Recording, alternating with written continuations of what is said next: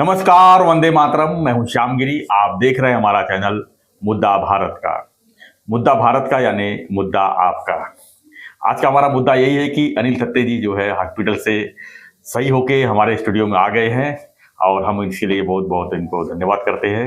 Hospital को धन्यवाद करो। तो थत्ते साहब काफी बीमार थे, एक हफ्ता हॉस्पिटल में थे, उसके बाद घर पे रेस्ट किए और हमने आज रिक्वेस्ट किया कि लोग जो है याद कर रहे हैं, काफी मुद्दे छूट रहे हैं।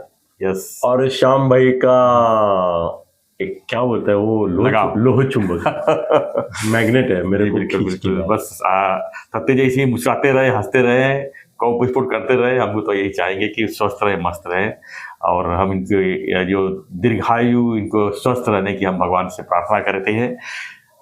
सर, क्या लगता है आपको कि क्या हुआ अचानक जो आपको हॉस्पिटल में जाना पड़ा? पहले 1 मिनट तो हम इसी में बात करेंगे। जी सर, कैसे है ना कि जो आदमी 45 साल से हॉस्पिटल में अपना होटल में खाना खाता है, रोज रात को दारू पीता है और मस्ती करता रहता है दुनिया की सब जगह की, चिकन खाता है, मटन खाता है, क्या नहीं खाता है, तो उसका कोलेस्ट्रॉल बढ़ना है कि नहीं बढ़ना है? बढ़ेगा ना। बढ़ेगा। तो वो बढ़ गया। और मैं क्या सोचता हूँ कि ये जो तुम्हारा सब ये डाइट ये वो करके ऐसी सुनसान जिंदगी जीने से अच्छा है खा पी के मजा करे, टाइम पे हॉस्पिटल जाए, एक एंजियोग्राफी, एंजियोप्लास्टी, बाईपास जो भी जरूरी होगा वो करा ले और फिर जिंदगी जीना शुरू कर दे। सर, अभी देखो, मेरी जिंदगी अभी 75 साल का हूँ। उसमें से मेरे को पहला हार्ट अटैक आया 7 साल पहले। मतलब मैं 68 का था जी। तो सर मेरी उम्र के करीबन 30 साल से लेके 68 साल तक, मतलब 38 साल बाहर खाता रहा, मजा करता रहा, ये करता रहा। 38 साल मेरे को कुछ नहीं हुआ। क्या कुछ हुआ? कुछ तकलीफ नहीं, कुछ नहीं, बुखार नहीं, ये नहीं, वो नहीं, हमेशा फिट। तो 38 साल जब मैंने इतना इरेगुलरिटी करने के बाद अगर मेरे को कुछ हुआ, वो भी इतना ऐसा हुआ कि मेरे को अंदेशा आ गया कि मेरे को हार्ट अटैक आने वाला है। मैं हॉस्पिटल गया, उनको बोला कि एंजियोग्राफी करो। उन्होंने एंजियोग्राफी को ले बोले 80-90% ब्लॉकेड है। मैं बोला फिर एंजियोप्लास्टी कर लो। आधा घंटे में एंजियोप्लास्टी हो गई। मैं बोला बाईपास करना है क्या? वो भी करा लो। वो बोले नहीं, ये इतना काफी है। मैं बोला अभी ये जो किया है वो कितने साल चलेगा? बोले वैसे 5 साल चलेगा। मैं बोला 5 साल तक मैं फिर वही जिंदगी जीऊंगा मजे की, और 5 साल के बाद फिर आ जाऊंगा तुम्हारे पास। फिर भी 7 साल निकले जी। और जैसे ही सुबह मुझे लगा कि आज का जो प्रेशर आ रहा है वो हार्ट अटैक की ओर लेके जाएगा मुझे, तो मैंने उनको फ़ोन किया। मैं बोला अपना दोस्त शायद आने की सोच रहा है क्योंकि मेरे को यहाँ भारी लग रहा है, तो मैं आता हूँ। बोले आ जाओ। उन्होंने ये किया ECG नॉर्मल, टूडीए को किया नॉर्मल। वो बोले नॉर्मल आ रहा है। मैं बोला वो मरने दो, अब एंजियोग्राफी करो। तो क्या एंजियोग्राफी डरते हैं? कुछ होता नहीं सर। यहाँ पे छोटा सा काट देते हैं, अंदर डालते हैं, देखते हैं हाँ इतना % है, फिर तुरंत वहां से दूसरा डाल के उसी समय हो जाता है एंजियोप्लास्टी भी। आप एक बार एंजियोग्राफी करेंगे फिर सोचेंगे, ऐसा कुछ नहीं। उन्होंने सर पहले 15 मिनट में मुझे बताया 80% और एक तो 100% और एक 90%। अरे बाप। तो मैं बोला ठीक है 80-90% रिपेयर करो, 100% का क्या करोगे? वो बोला वहां पे जाके वो स्टोन बन गया है। तो बोले क्या करेंगे? वो दवा से बोले थोड़ा उसको नरम करेंगे, बाद में और एक ऑपरेशन 2 महीने के बाद करेंगे। मैं बोला बहुत अच्छे सर। जैसे उन्होंने ये निकाला, मेरा दुख वेग सब दर्द निकल गया, एकदम नॉर्मल हो गया जी। हाँ, तो मैं बोला कितना रेस्ट करना है? वो बोले ऐसे तो नहीं, 24 घंटा रेस्ट करो और जाओ। फिर 24 घंटे के बाद रेस्ट करके घर गया। बस हाँ, सर ये ड्रेसिंग करना चाहिए सर। कैसे है ना, ये नाखून उड़ता है ना किसी का, पैर का या हाथ का, तो उसमें जितनी तकलीफ होती है ना उतनी तकलीफ भी एंजियोग्राफी और इसमें नहीं होती है। लोग खामखा डरते हैं। मैं तो बोलता हूँ हर 2-3 साल के बाद हर एक को एंजियोग्राफी करनी चाहिए और देखना चाहिए। बाद में हार्ट अटैक में मर जाते हैं जी, उससे अच्छा है ना चेक कर लो। तो सर ये मजा आया। मतलब कैसे है कि आप जो भी करते हैं उसका हिसाब देना पड़ता है जी। तो मैंने इतना खाया पिया मजा किया तो हिसाब तो देना ही पड़ेगा। हिसाब देना पड़ेगा, वो दे दिया। हाँ सर, गंगा में साल में एक बार डुबकी लगाने से अगर साल भर के पाप जाते हैं। मेरे तो 68 साल के पाप पिछली एंजियोग्राफी में और एंजियोप्लास्टी में गए। अब ये 7 साल के पाप गए। अब 2 महीने के बाद और एक करूंगा, फिर और 7-8 साल चिंता नहीं रहेगी मेरे को। खाता रहूंगा पीता रहूंगा। मैंने खाना पीना शुरू कर दिया, क्या बात अभी नीचे भेड़ खा के आए। हो। तो डाइट, नो डाइट फॉलो, फिर डाइट करके ये जीना भी कोई जीना है लल्लू। हो क्या बात है, मिस्टर नटोरल के डायलॉग याद आ गए। आवाज वैसे भी नटोरल लग रहे हो आज, मजा करना ही है, मजा चश्मा लगा के नटोरल ही लग रहे हो। अरे वो क्या हो गया, गाड़ी में मैं गॉगल लगा के बैठा था और ये दूसरा चश्मा उठाना भूल गया। और मेरे पास 70-72 चश्मे आप जानते हैं, तो आ गया। और सर अपना आज का विषय जो है वहां मुड़ेंगे। दोस्तों मैं एकदम ठीक हूँ, एकदम कुछ नहीं। और आप भी एंजियोग्राफी वगैरह करा लो, इस टाइम पे सावधान हो जाओ। चलो धन्यवाद सर। तो हम जो है अगले वीडियो में मिलेंगे थत्ते साहब के साथ, कुछ गौप स्पोर्ट के साथ, क्योंकि अब थत्ते साहब एकदम बिल्कुल ठीक हो गए हैं। तो इसी वीडियो का दूसरा पार्ट है ना? अलग अलग बनाएंगे, अलग बनाएंगे। यस, ये तो आपके तबीयत के ऊपर था सर, ये स्पेशल। अरे बाप रे, फिर मैं बहुत कुछ बोल रहा था। बोलिए ना सर, कितना बात बोल रहे, क्या क्या किए आपने हॉस्पिटल में? 1 हफ्ता तो हॉस्पिटल में पड़े थे आप। मैं तो आ नहीं पाया क्योंकि 3 दिन मिलने के लिए डॉक्टर मना कर रहा था, घर में था। सर कैसे है ना दोस्तों, एक फिर अभी इन्होंने मुझे उत्तेजित किया है तो मैं बताऊंगा। मेरा बेटा जो है वो एस्ट्रोलॉजर है और वास्तुशास्त्रज्ञ भी है वो। तो उसने मुझे बताया कि बाबा पिछले साल मैंने आपको बताया था कि मैं मिथुन राशि का हूँ, तो मेरी कुंडली के हिसाब से पिछले साल का योग ऐसा था कि मेरी माँ को कुछ तकलीफ होगी। तो बोले पिछले साल मैंने आपको बताया, तो आप बोले हाँ ठीक है। मेरे माँ को बीमारी आ गई, हॉस्पिटल एडमिट करना पड़ा, बहुत कुछ करना पड़ा। तो बोला 15 तारीख कल है, और बोला 15 तारीख से आपको मेरी वजह से, मतलब मेरी राशि में, मिथुन राशि में ये योग है कि मेरे पिताजी को तकलीफ होगी, तो आप संभल के रहिए। मैं बोला क्या संभालूं? बोले वो मालूम नहीं मुझे, मगर 15 मार्च तक, मतलब 1 महीने में आपको कुछ तकलीफ होगी। मैं बोला ठीक है देखते हैं, मैं तो कॉन्शियस रहता ही हूँ। तो मैंने हंसने में ले लिया। और 16 तारीख को ऐसा हो गया कि सुबह उठा तो मेरे को अंदेशा आया कि ये जो एरिया है मेरा, सर कैसे है ना, लोग भी समझ लो आपने को जो बीमारी आती है ना वो समझ लो सर, यहाँ पे अगर पेन होता है हाँ तो बोलते हैं कि शायद हार्ट का होगा। और 99% लोग हैं ना चाहते नहीं कि उनको हार्ट अटैक ये कबूल करे, वो बोलते हैं एसिडिटी है।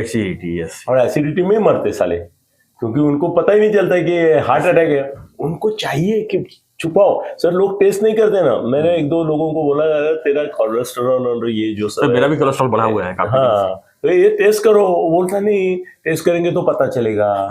लोग टेंशन में आएंगे। हाँ, मैं भी टेंशन में आ जाऊंगा, ऐसा है बोल रहे। हाँ तो वो नहीं करते, पर करना चाहिए। तो मैंने डॉक्टर को फोन किया, मैं बोला आ रहा हूँ मैं। तो ये क्या, हमने तो टेस्ट नॉर्मल है। मैं बोला नहीं अपने को एंजियोग्राफी करना है, मेरा भरोसा नहीं ये यंत्रों पर। वो एंजियोग्राफी निकाला, वो बहुत बड़ा, उसमें से ये आ गया।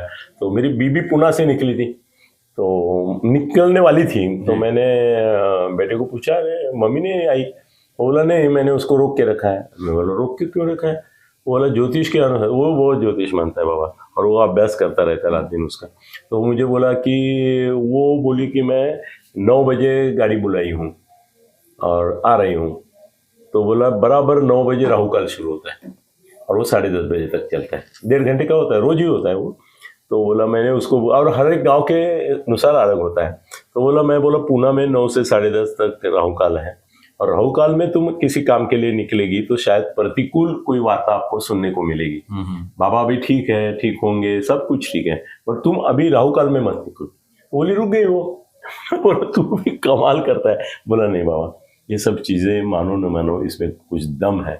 तो मैं बोला ठीक है, अभी तू तो ज्योतिष का अभ्यासक है तो तू बताएगा, वो करेंगे। तो वो नहीं आई, 1.5 घंटे के बाद आई। तब तक मेरा सब ओके हो गया था। हाँ तो सर कैसे है ना कि इसमें एक नाटकीयता ये रही कि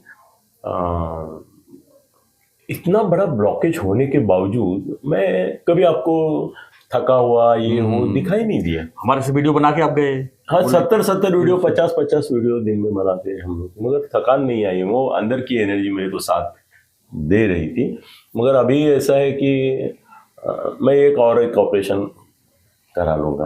और सर कैसे ना कि मैं लोगों को बताऊंगा कि आपको ना हमेशा चौकन ना रहना चाहिए। सर शरीर जो है ना वो सिग्नल देता रहता है, आप सिग्नल निग्लेक्ट करते हैं हर एक चीज का। सर बिना सिग्नल दिए, बिना सूचित किए शरीर में कुछ नहीं होता। एक दिन मेरे पेट में यहाँ पे दुखने लगा।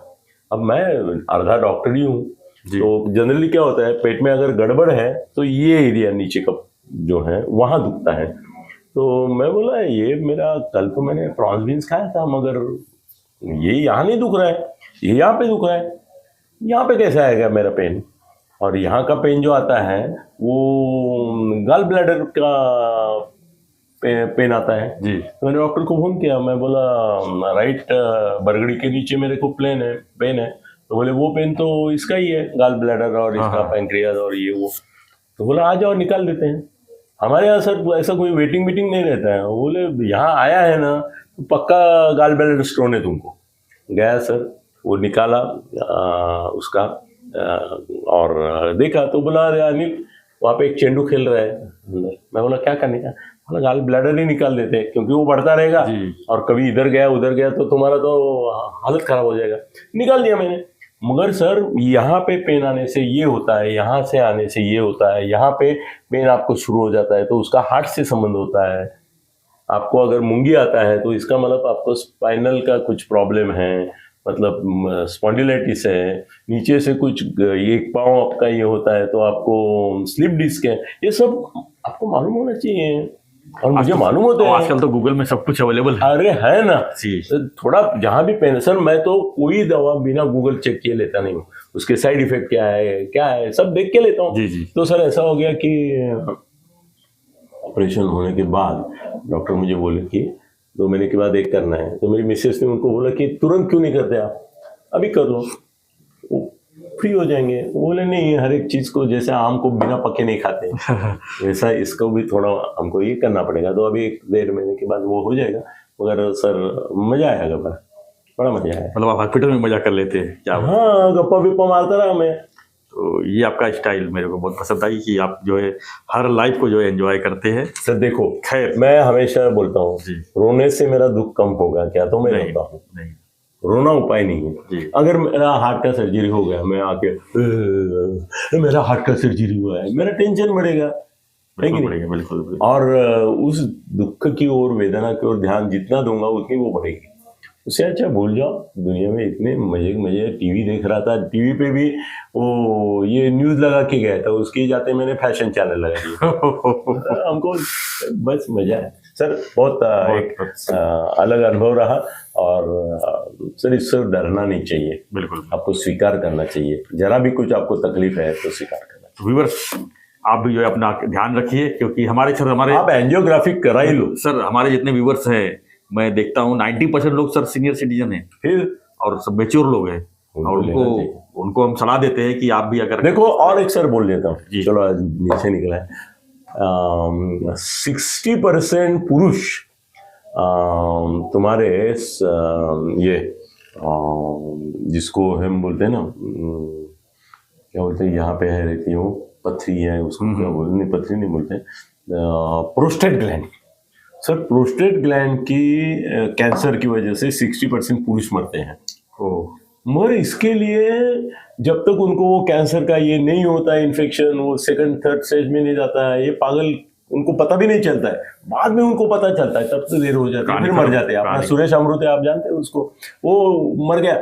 मैं जिस दिन उसने पहली बार बोला कि इधर मुझे थोड़ा सा अनइजीनेस लगता है, मैं बोला तुरंत पैथोलॉजिस्ट के पास जाओ, ब्लड में PSA करके ये रहता है, घटक रहता है, तुम PSA चेक करो।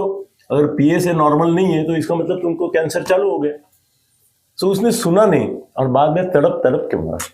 मैं सर हर साल एक बार मेरा PSA चेक करता हूँ, ताकि कोई में गड़बड़ नहीं है। आप मेडिकल में काफी खर्चा करते हैं, नो डाउट।